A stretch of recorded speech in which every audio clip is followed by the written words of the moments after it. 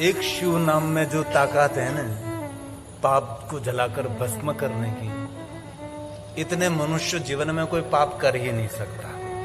एक नाम में इतनी ताकत है, तो इतना तो सोचो। तो दिन रात जो भजन करता होगा महादेव का, उसका कितना पुण्य होगा। महादेव ना एक नाम में आटલું સામર્થ્ય છે પાપને બાળને ભસ્મ કરવાનું કે માણસ તેટલા પાપો કરવા માટે સમર્થ પણ નથી. महादेव महादेव महादेव महादेवेति कीर्तनाद, जो महादेव महादेव महादेव महादेव बोलता है शिव लोकम व्रजे नर. अरे स्वयं शिव ने कहा जो निरंतर महादेव महादेव महादेव बोलता है उसका स्वागत कोई देवता नहीं, उसका स्वागत मैं स्वयं करता हूं. स्वयं शिव उनका स्वागत करते हैं.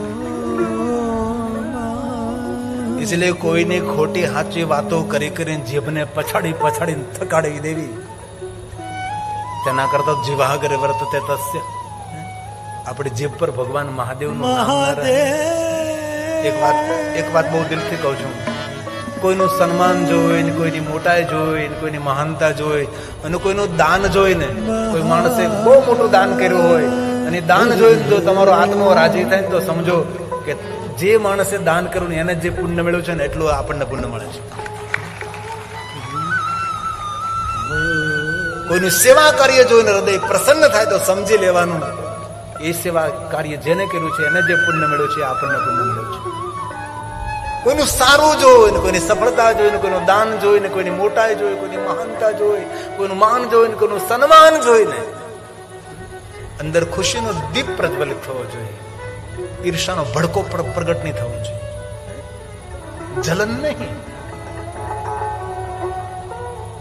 ખુશી પ્રગટ થવી જોઈએ કે વાહ ભગવાન મને તો પણ સામર્થ્ય આપજે કે આ માણસે જે દાન કર્યું છે ને એવું દાન હું પણ કરી શકું. આ વ્યક્તિએ જે કાર્ય કર્યું છે એવું કાર્ય હું પણ કરી શકું. એવું ભગવાન તું મને સામર્થ્ય આપજે, એવો ભાવ પ્રગટ કરીએ. અને ભગવાન સ્વયં શિવે કહ્યું છે દક્ષ મહારાજને કે દક્ષ મહારાજ જેવું જેવું આપણે ચિંતન કરીએ ને તેવું તેવું આપણને પ્રાપ્ત થાય છે. સ્વયં શંકર ભગવાને વચન આપેલું છે દક્ષ મહારાજને કે જેવું જેવું તમે મનન કરશો, જેવું જેવું તમે ચિંતન કરશો, જેવું જેવું તમે બોલશો એવું તમને પ્રાપ્ત થશે. એટલે આપણે શું જોઈએ છે, શું મેળવવું છે, ક્યાં પહોંચવું છે ને શું કરવું છે એનો નિર્ણય આપણે સ્વયં લેવાનો છે. ભગવાન સ્વયં શિવ દક્ષ મહારાજને કહે દક્ષ મહારાજ કોઈ પહાડ ઉપર માણસ ઉભો હોય ને પહાડ ઉપર ઉભા રહી અને કઈ બોલે તો એ બધા શબ્દો તેને ફરી પાછા અથડાય છે. તેથી હે દક્ષ મહારાજ એવું વાણી વર્તન ન કરવું કે આપણું વાણી વર્તન બીજાને દુઃખ આપે. જેવો વર્તાવ બીજા માણસો સાથે કરીએ છીએ એવો વર્તાવ આપણા માટે ફલિત થાય છે. એટલે સૌના સુખનો ભાવ રાખીએ, સૌના આનંદનો ભાવ રાખીએ, સૌના શુભનો અને મંગલનો ભાવ રાખીએ, આપણું મંગલ થાય છે. આપણે ઋષિ મુનિઓ તો સૂત્રે પણ આપણે તો વારંવાર બોલતા, આપણે તો બ્રાહ્મણો છીએ, આપણા મુખમાંથી નિરંતર પ્રગટ થતું હોય સર્વે ભવંતુ નિરંતર બોલતા હોય છે કે અમારા બ્રાહ્મણો નાની પૂજા કરો તો બોલે સૌનું સારું થાય, સૌનું સુખ થાય, સૌનું આરોગ્ય મળે, સૌને સુખ મળે. કેટલો ભાવ, કેટલો વિસ્તૃત અને વિશાળ ભાવ છે આપણા સૌનો. આ ઋષિ મુનિઓના સૂત્ર છે.